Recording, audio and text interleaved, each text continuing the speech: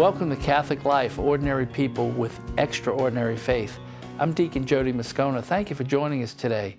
You know, recently we had a class of deacons get ordained. They're part of the new program, different than the one I went through, but they're the second class that went through the new program. And one of those men that was recently ordained is Deacon Paul Soileau, and he's with me today. Welcome. Thank you, Deacon. So, you know, Paul, these interviews are not interviews, these are conversations, and they're very comfortable because we're deacons. We kind of went through similar formation and we went through the whole thing.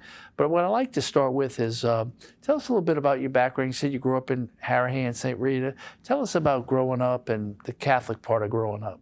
Yeah, well, I came from a large family. I had 4 brothers and a sister, and my mom always prayed for a priest, and unfortunately we didn't give her a priest, but we did give her 2 deacons. So my brother was ordained back in 2015 in New Orleans, Brian, and then I was ordained just this year. So yeah, we didn't give her the priest yet, but maybe 2 for 1 might be the call. I don't know if it works like that, but it's a good thought. Yeah. But so large Catholic family, Harahan, New Orleans. Yeah.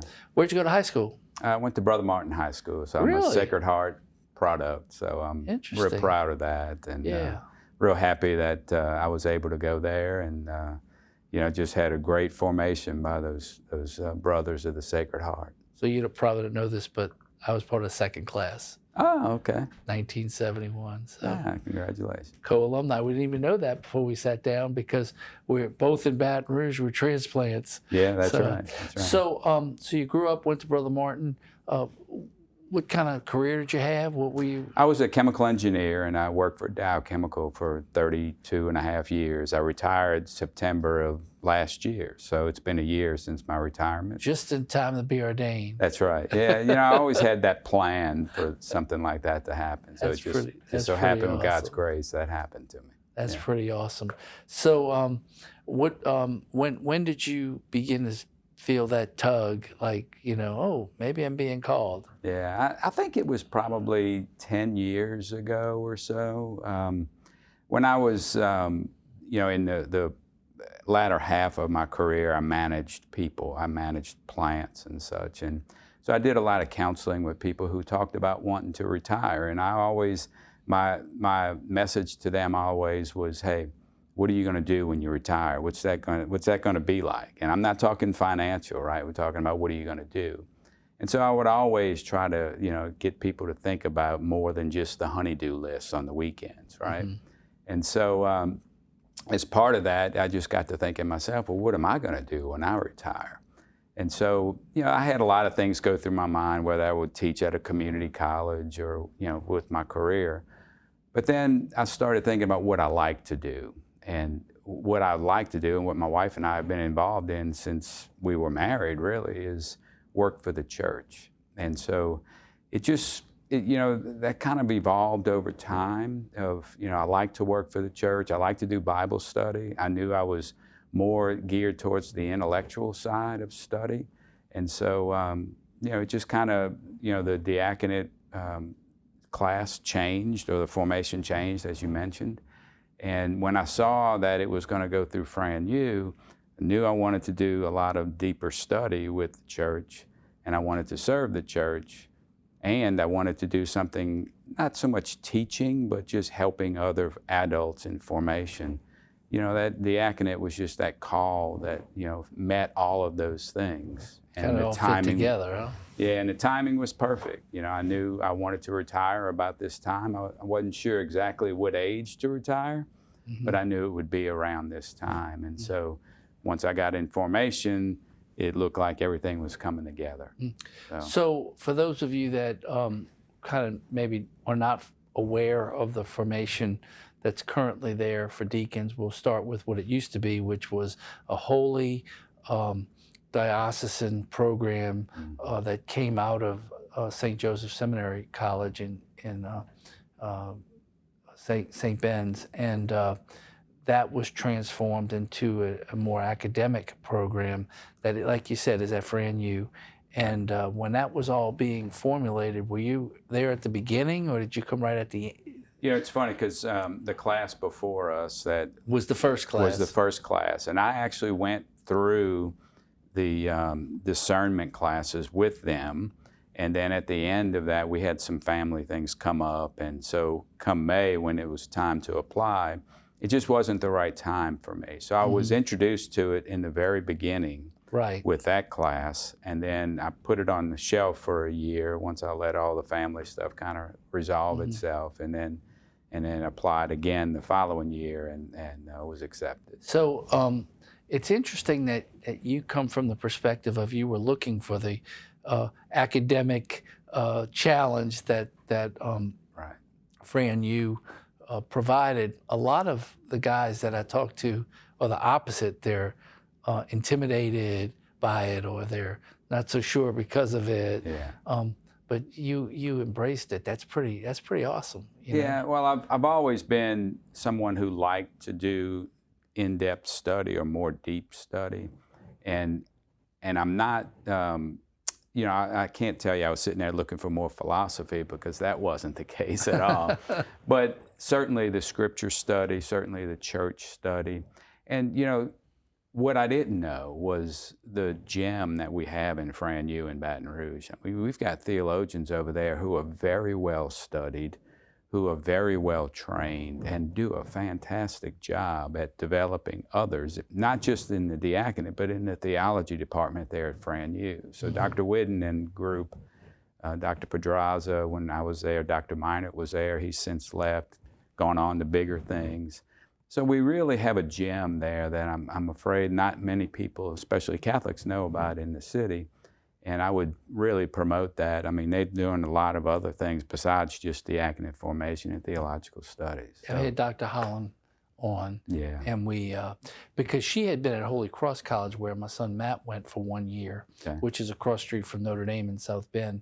And we had her on, and we were talking about how much of a little pearl that is in really Baton Rouge. I mean, you know, it is the only Catholic college in Baton Rouge, if you think about it. I mean, Yeah. you know, in New Orleans you have a bunch, you know, but here that's it. And the interesting thing is they didn't even have a theology department per se until all this convergence of factors Right. fit together. And now the program you were in, you're halfway to an undergraduate theology degree just from your diaconate studies. Right, right. Which is pretty interesting.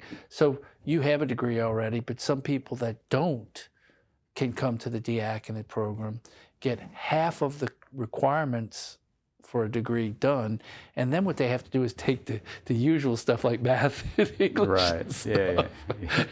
And you do a lot of writing and reading in the diaconate formation, so that trains you for those things. Actually, that's sure. it.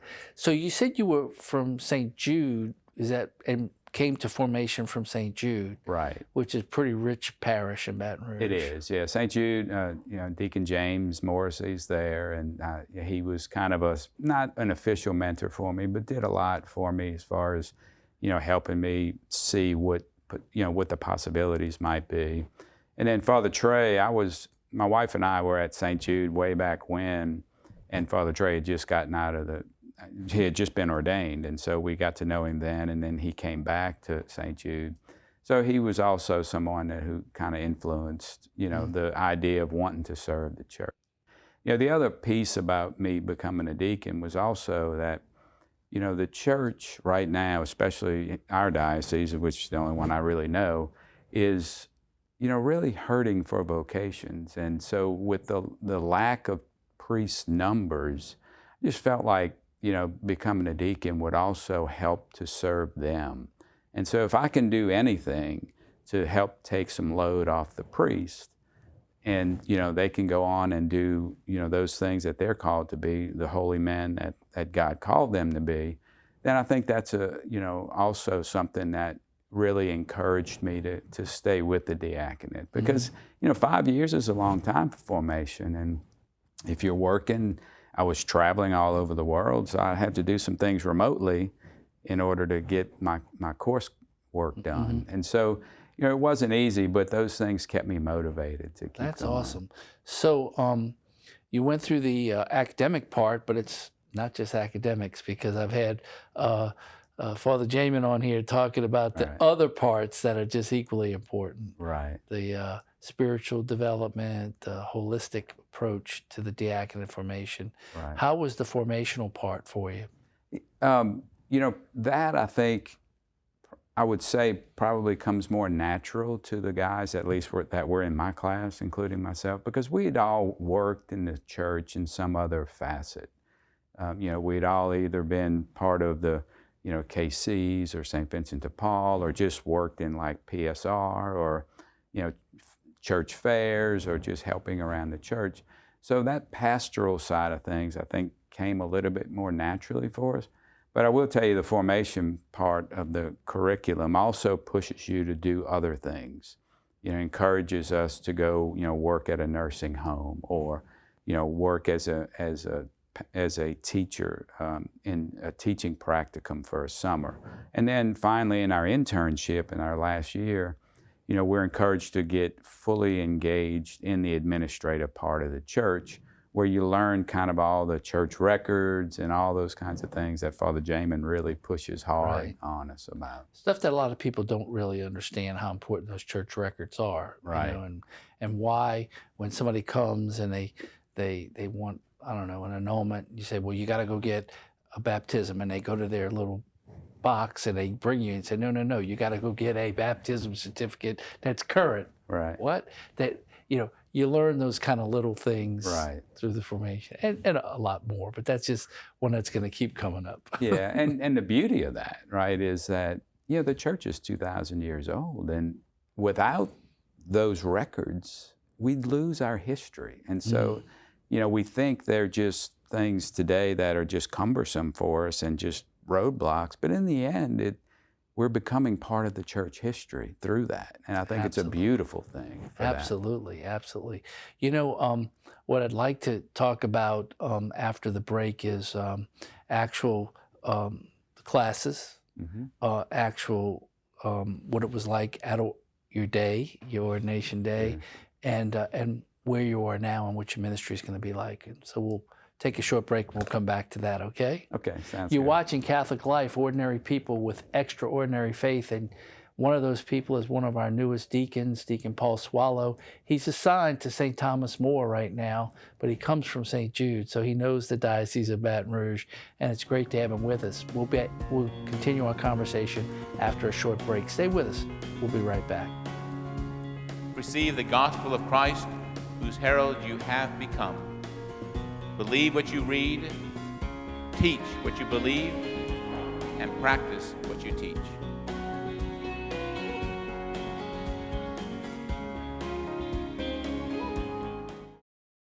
Hey, I'm Father Joshua Johnson. I am the Vocation Director for the Diocese of Baton Rouge. God our Father created each and every single one of us, you and I, for no other reason than because God desires for us to become saints. That is our primary vocation, to become a saint forever in the kingdom of heaven for all eternity with God. But for some of us, our path to becoming a saint is going to be through the state of life vocation of the priesthood of Jesus Christ. If you believe that God might be calling you, if you have a thought, hey, look, God might be inviting me to discern the priesthood of Jesus Christ as my path to becoming a saint, to help other people become saints in their walk toward eternity, then I want to invite you to reach out to me at our office of vocations here at the Diocese of Baton Rouge so that we can walk with each other. I can accompany you in your discernment, in your prayer, and learning more about the gift of the priesthood of Jesus Christ so that you can discern, is God inviting you to walk toward eternity as a priest of Jesus Christ?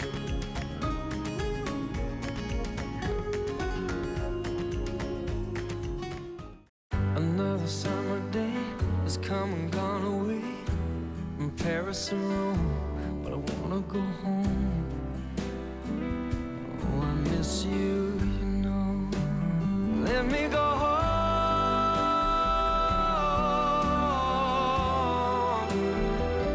It'll all be alright. I'll be home tonight. I'm coming back home.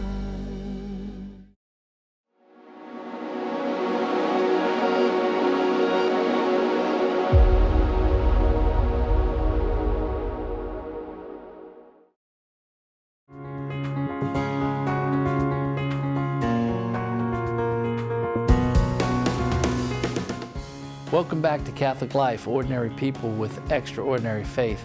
We're talking about the diaconate today, and we're talking to one of our newest deacons, Deacon Paul Soileau, who went to the same high school as me, and not even in Baton Rouge, amazingly. So it's awesome to have been ordained and to see where you are now. And but before we get to where you are now, let's talk about those classes, just so people know they're not terribly hard. No. It's just rigorous because you're in the population of the students. Right, right. And, you know, it's like I tell my kids when they started in college, it's not about how smart you are. It's about how much you're willing to work and how in-depth do you want to get. Mm-hmm. And so, you know, what I found in classes was that, you know, the material is so interesting. There's a natural inclination to want to go learn more about it. You know, but sometimes it does feel like you're drinking out of a fire hose, I will say that. They do throw it at you. Yeah, that's true. And you know, Dr. Whidden, the head of the department there, his motto is, you know, more is better, you know. And so, you know, some of that is cumbersome, but, you know, in the end, the desire to get through it is really what carried, I think, all of us through it. Mm-hmm. And there was times when we each had our moments where, you know, about halfway through the semester, we'd all be throwing up our hands and saying, okay, that's enough. But, you know, in the end, it's not as rigorous as it would be, say, to go get a master's, you know. It helps you along the way if you want that, but, mm-hmm. you know, the amount of papers that you write, I mean, they understand you have full-time jobs, and so they're very accommodating to that mm-hmm. schedule. So, one of the important things to know is that you don't have to have a degree, you don't have to have any background, you just have to have a call. And the way to know you have a call is if the Lord is pulling you like your heartstring a little bit and pulling you toward the diaconate. And if you feel that pull, then you should inquire, because the program may be just what the doctor ordered for you. Exactly. You know? I actually at one point had asked the Vicar General at the time about trying to get people some credit for some of these classes, maybe beef them up a little bit so they could be graduate level, you know, add something for those that wanted it. No, we want men that are called to feel comfortable with the call. Right. And that's what this is all about. And I'm sure you felt that. Yeah, I think that's the beauty of this program, the way it's designed today, is that, you know, there's still that room for people who don't have degrees and who are called to come and do the formation and get through it and still, you know, get credit for the classes they do take. Absolutely, you know? Yeah. So it's a great marriage, I think, of those two things, because, you know, even in my class, we had, you know, one particular, you know, deacon who didn't have a college degree, had some college, you know, education, but not a college degree. And then some of us who did have college degrees. And mm-hmm. so, you know, when you sat in class, you couldn't pick out who was who, you know, because we all had very robust studies and robust backgrounds. And so the conversation was so good, you know, and such a good mix mm-hmm. of the two. So your ordination got postponed. It did. Because of COVID. Yeah. And you were ordained in August. Right. And so there's a little bit of anxious expectation because it was delayed. Yeah. But I'm sure it was well worth the while. Yeah, actually, it didn't get delayed because of COVID. It got delayed because one of our classmates was too young to be ordained. Oh, is that what happened? That's what it was, yeah. Oh, I didn't realize that. I thought it was COVID. Okay. He was 1 year and a month too soon to be ordained, according to canon law. And so we had a choice. We could either separate our class and let him get ordained when he was eligible, or we could have postponed our ordination, and we all were unanimous in wanting to be ordained together. And so that's cool. Why. Yeah. That's an interesting story. I didn't know that. See that? Stay with us and you learn all kind of neat things about the diocese. So we actually had a candidate who had come from one of the Eastern Orthodox parts of the Catholic Church and needed to get some sort of special something or other, and we didn't know if it was going to happen, but it did, so it all worked out. So there are those canon law things that kind of come up every now and then at playing issue. The interesting thing is the bishop could get dispensation for 12 months, but not 13. And so you waited 3 months. So we waited, yeah. That's so awesome. Yeah. That's awesome. Yeah. So speaking of canon law, that's one of the classes you have to take. We actually had 2 classes Two in classes. canon law. So one was kind of a flyover where we touched all of canon law. And Father Jamin taught us that because he's one of our canon lawyers in the diocese. And then the other one delved down into marriage. And so Father Counts, who leads the tribunal in the diocese, he had us for a whole semester. Interesting. Yeah. So the day kind of approaches, and there's all that anxious expectation. To walk us through some of that part of it. Yeah, so, the beauty of the diocese is that we have Father Tom Ranzino, who is, head of our liturgical worship, if you will. And having Father Tom there, I knew him back when I was a parishioner at St. George, and I knew he loved liturgy. And so I was very comfortable knowing that he was going to be there emceeing or, essentially guiding us through it. And so, but the biggest thing I'll tell you about preparing for ordination is at times I felt like I was preparing for a wedding, right? Because we have to send out invitations and we have to get a list of people to sing because we were limited on how many people could be there with us. And then we had to pick people to sit in the pews with us versus just in the general audience. So it felt a little bit like that, and that was very uncomfortable for me. I mean, it's been 36 years this year since I've been married, so that was kind of a new thing. But a lot of anticipation by our classmates and just, talking amongst ourselves about, how exciting it was at the different parishes we were going to. We were already pretty much serving in our parishes that we had been assigned to before ordination. Ordination just brought the ability to do other things. Interesting. So one of the things that I was asked before was about the grace that came from ordination. And dumb as I was, I didn't know what they were asking me. And my wife nudged me during the interview and says, they're talking about grace, which is the beauty of having your wives kind of part of it, But tell us about the grace that came from ordination for you. Well, as you said, it was one of those unexpected benefits of ordination, right? And it really didn't strike me or it didn't hit me until I walked out after ordination. And one of the deacons that were ordained last year came up to me and asked me to bless him at that moment right outside of the cathedral. And it was such a awesome, feeling to be able to do that and to know that, through ordination, we receive that grace. And so, that is something that really makes the diaconate special, is that grace that you get through our Lord in the church and be able to, to be involved with people's lives on a different level. And so, we worked with the church for years, but this is a whole different, ball game, if you will, because that grace that comes with the ordination. Unbelievable. It is. So you're now at St. Thomas More, and are you working on any particular ministries at St. Thomas More?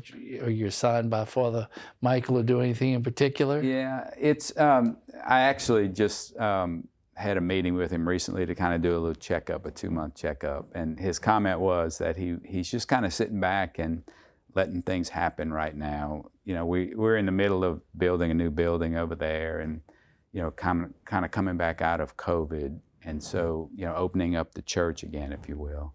And so the ministries that I'm involved in aren't particular at this point. I'm still more of I'll say a generalist, but I'm doing things like homebound ministry, and I do a lot of work with the retreats with St. Thomas More, and I was privileged to be able to do one of the retreats with Tiger Awakenings. I was able to do benediction and adoration with them. That was really special. Nice. They had almost 100 retreatants there at that weekend, and so it was a beautiful thing to see those young people there.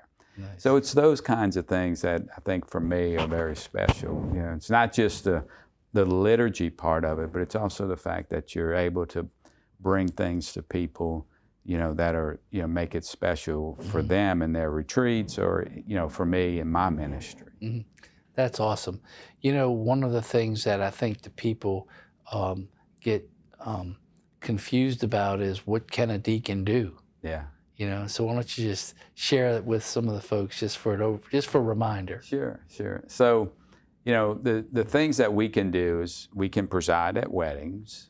Obviously, the sacrament happens between the couple, but we can be there and preside. And from a legal perspective, from the state, we're authorized to preside at the wedding. We can do baptisms, and that's been a special thing. I've only done one so far, but that was really a special thing for me. It was. It's just amazing to be able to bring someone into the church. And they were just a baby, an infant, but still, the church is growing that day. So it's a real positive feeling. And I think one of the things that are very surprising for me is that I can do funerals also, and committal services at the funeral home or at the gravesite. And that is really a holy time for people in their lives, for the families. And I think that's come to be sort of a special moment for me, to be able to serve people in that way. It's certainly something that is needed, and that is an immediate need that priests have, because funerals aren't planned, right? And Right. Because of their nature.